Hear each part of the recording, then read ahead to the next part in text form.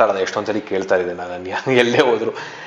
ಒಬ್ಬ ವ್ಯಕ್ತಿ ಅವ್ರ ಜೀವನದಲ್ಲಿ ಹುಟ್ಟಿದಾಗಿಂದ ಆ ಪಾಯಿಂಟ್ ತನಕ 1,000 ನಂಬಿಕೆಗಳನ್ನ ಇಟ್ಕೊಂಡು ಓಡಾಡ್ತಾನೆ, ರೈಟ್?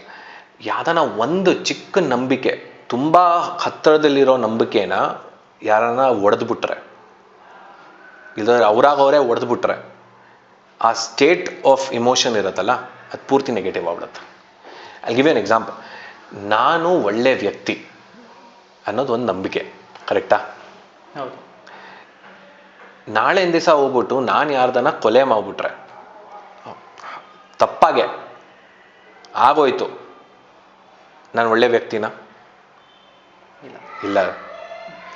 ನೀವು ನನ್ನ ಬಗ್ಗೆ ಏನು ಯೋಚನೆ ಮಾಡ್ತಿರೋ ತುಂಬ ದೂರದ ವಿಷಯ. ನಾನು ನನ್ನ ಬಗ್ಗೆ ಏನು ಯೋಚನೆ ಮಾಡ್ತಾ ಇದ್ದೀನಿ, ಎಷ್ಟು ಕೀಳವಾಗಿ ನೋಡ್ಕೊತೀನಿ ನನ್ನ. ಬಿಕಾಸ್ ನನ್ನ ಲೈಫಲ್ಲಿ ನನ್ನ ಮುಖ್ಯ ಇದ್ದಿದ್ದೇನು, ನಾನು ಒಳ್ಳೆ ವ್ಯಕ್ತಿ ಆಗಿರಬೇಕು.